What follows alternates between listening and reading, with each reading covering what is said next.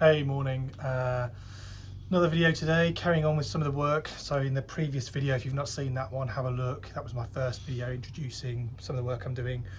And this is the silver Porsche. This is Luke's Porsche that I did an engine swap into.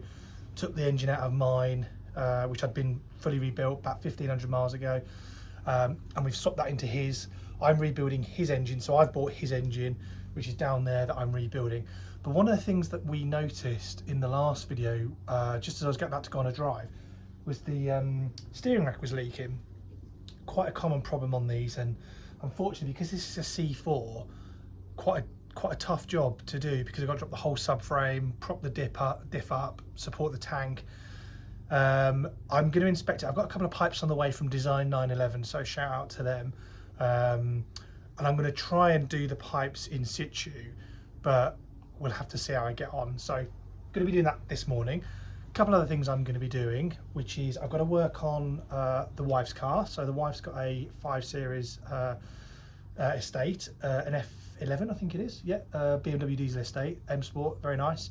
But she came home last night complaining that the fan was on, the engine fan was on, and it felt like it was quite hot.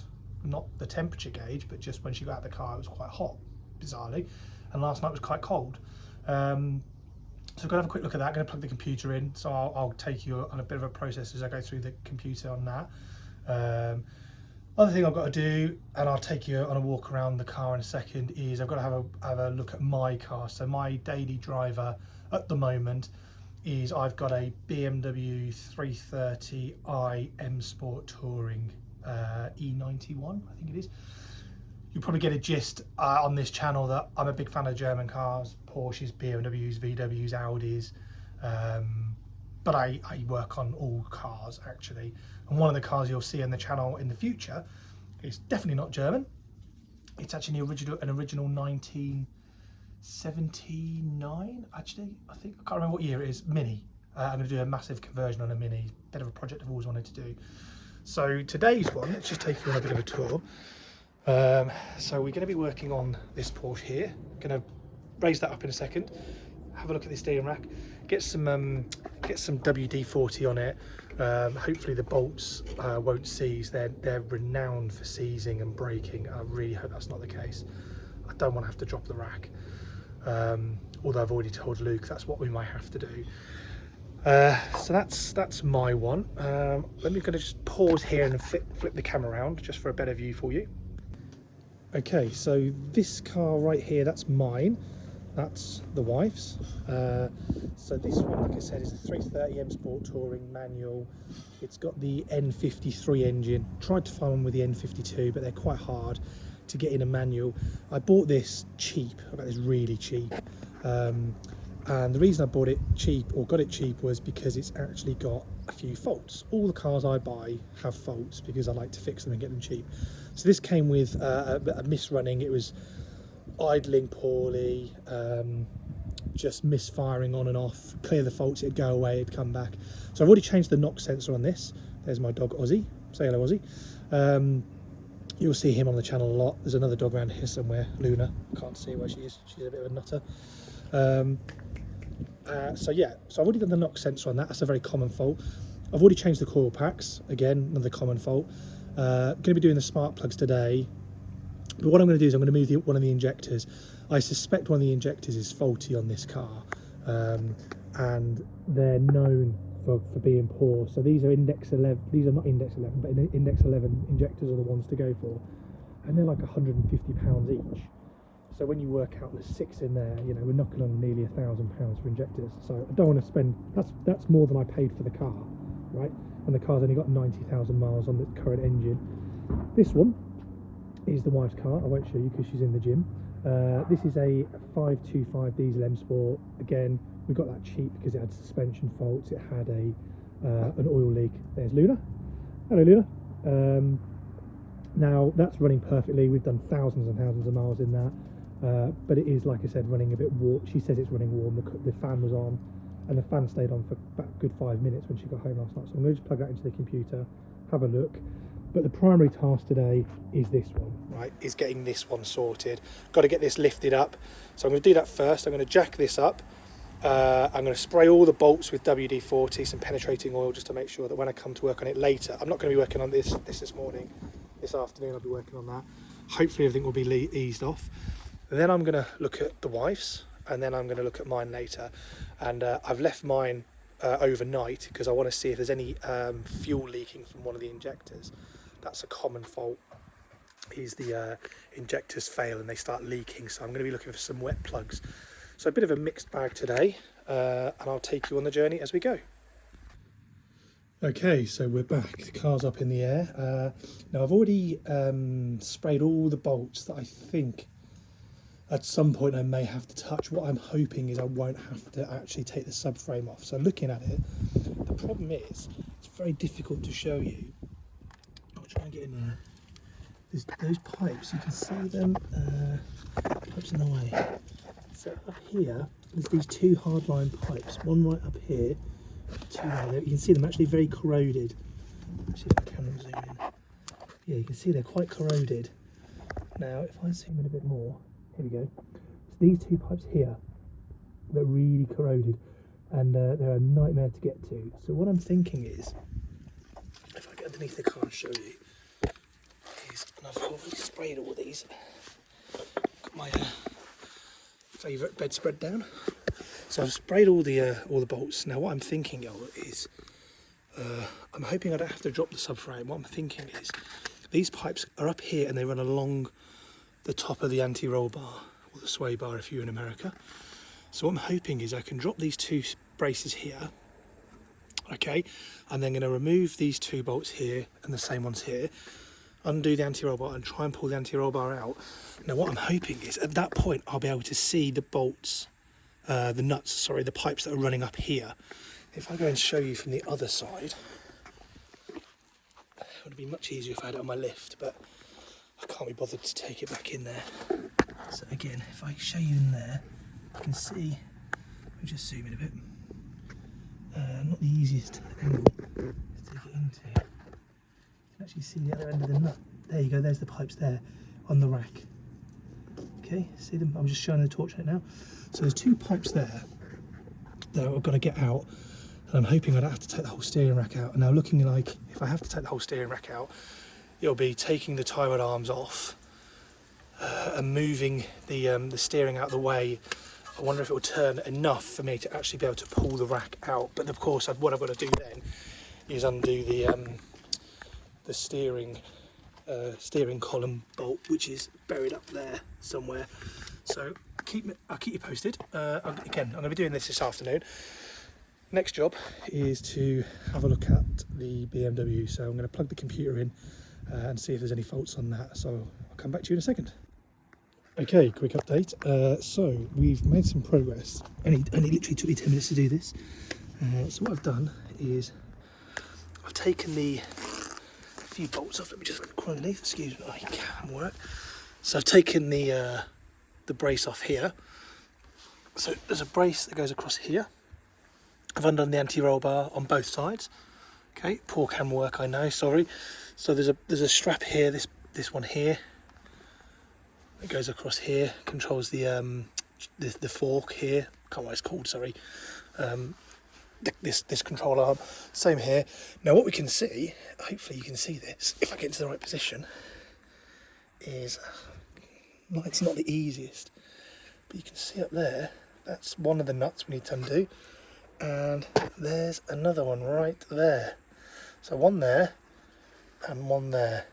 Okay, that's the pipes that I've got to replace because they are leaking from up. And this is the difficulties here. Here we go. They're leaking from here. So I've got to try and get up here now to undo not these two pipes. It's not these two. It's the pipes behind. Now this is going to be the difficult bit. How do I get a spanner in there? Right. Stay tuned. Okay, we're back, and you can see here. Now I have the pipes off. So these pipes here. Oh, sorry. They're disconnected now, so that's the easy ones done, if you like. I'm now going to chase these up. You can just about see it up there, actually. That's where they go around into the end of the rack. Gotta try and figure out how I'm gonna get up there and do those. And I've got bloody steering leaking on my head. Yeah, these are easy to get off. Gonna be a bit fiddly to get them back in, but I'm not worried about those. So anyway, check back in a few hours. Good morning. So another day working on the Porsche. This is Luke's Porsche. This is one that I've swapped the engine in. So if you're not aware of the history of this car, worth watching one of the other videos. But essentially, the engine in this was swapped. I fully rebuilt the engine in that about 1,500 miles ago. Swapped it in for Luke, who owns this car. I'm going to rebuild his old engine for myself, or actually for another customer. Anyway, after the test drive the other day, we noticed, well, I noticed, not we, but we, the royal we, noticed that the steering rack was leaking. And crucially, it was actually leaking from one of these pipes. Now, these pipes have actually come off from underneath here. And if you watched the earlier in this video, you'll remember that I was hoping that I could, if I removed the anti-roll bar, I'd be able to get the pipe out. Well, no, that's definitely not possible. As you can see there, that the subframe is now off. So what I'm going to do is I'm going to take you under the car. I'm going to show you what I have to actually do. Bit of a faff, if I'm honest. So I've got the diff and the fuel tank propped and supported. I had to remove the whole subframe. Very easy to do, to be fair. It's only a handful of bolts. The steering geometry is going to have to be done on this, obviously, because I've put it all back. Sorry, I've taken it all apart, and when I put it back, the issue is if I spin around, and we can obviously see this. Let me just turn you around this way. We can obviously see the steering rack here. Okay. The problem is the pipes that fit in here and here, which is what you can see coming into the end of the rack up here, just up there. You cannot get them out without breaking them. So I didn't want to do that because I wanted to make sure I could get the new pipes back in. So what I had to do was drop the subframe. So I dropped the whole subframe. The rack's now loose. So what that means now is I was able to actually get into the bolts. And you can see, if I zoom in, you can see there the two holes where they've come out. Now they were incredibly tight, mainly because of gunk and crap and rubbish. What I've also had to do is remove the coolant pipes, just to give myself some access. Now, no matter what spanner I used, what socket I used, flared, tools, no matter what, I couldn't get in there. So what I ended up having to do is to create my own little spanner, which I created here. So I cannibalised one of my cheap 12mm spanners, ground down the ends, cut it down so it was just long enough to still get a bit of leverage. And that allowed me to actually get in there. Now the top one is accessible with the subframe still in. Getting the pipe back in would be very, very difficult. But the bottom one, which is the longer pipe, and actually covers the top pipe, so you have to put the top pipe in first before you put the bottom pipe in, is impossible, simply impossible to get in, because in there you can't really see. That's obviously very loose now, but with the subframe in, it is impossible to get access to that. So we've now got the subframe off over there, like I said, all done. Here's the pipes here. Now this is the one that was actually leaking here. It was actually leaking from just around here. But what I didn't know is actually when I was taking it apart, it was leaking elsewhere and it just snapped. Now this is that bottom pipe that I mentioned. So this one actually, what happens if I can get the orientation right on this? Let me just see if I can do it. So if imagine we're going into the steering rack. This pipe actually comes in across the top of it like that. So that's why you can't remove the top pipe very easily. The bottom pipe was actually okay, and it looks okay, but for the sake of £30 worth of parts, which is what the pipes cost from Design 911, it's pointless, right? We did think about doing the whole steering rack. The problem is a known issue on these cars is getting those hard lines out, getting these lines out. They are a interference or friction fit. They are solid. I tried to get those out. So let me just zoom in. Sorry, I tried to get these ones out to give myself a bit of access. And of course you've got to undo the steering column from the steering rack in order to drop the rack, which I didn't want to do. And Luke opted to just have the pipes done. So how long has it taken me so far? I would say we're now on Monday. I started this on Saturday morning. Didn't do anything yesterday because it's Sunday, it's the day off. So to get the car jacked up, to get the anti-roll bar off, to get the first pipe off, probably an hour, right? The second pipe, the longer pipe, is the one where is the issue. Removing the subframe, super easy, 20 minutes to remove the subframe. Knowing what I know now, I could probably do this whole job in 3-4 hours, I reckon. So far, I reckon I've spent about 6 hours just trying to figure out different ways. Most of that time, I'd say an hour or so of that, maybe more, was faffing around trying to find tools that would work so I could get in there rather than dropping the subframe. So if you're watching this is on a C4, not a C2. A C2 is much easier because again, you don't have the front drive shafts, but you still have the subframe blocking access, but the drive shafts block a bit of access. So if you've got a C4, definitely drop the subframe. Really super easy to do. Right, so I'm now waiting for the delivery driver to turn up. He's supposed to be here. What time is it now? It's 11:08. He's supposed to be here literally any minute now. So I'm going to stop the video there and carry on when we get the parts. Okay, so it's been a couple of days since the video, the part before. For you guys, just a couple of seconds, but bit of an issue. The pipes that were delivered were the wrong pipes, so we had to reorder some new ones. Unfortunately, they weren't in stock, so we had to get some used pipes. Not ideal, but we've now got the pipes, and I got those installed last night in the evening. So I'm just going to climb under the car, show you what I've done. So everything's back in place, subframe's back in, all loose at the moment. I say loose, it's all done up, but we can see the pipes in there. I don't know if you can see that. Actually, no, you can't. New pipes are in there.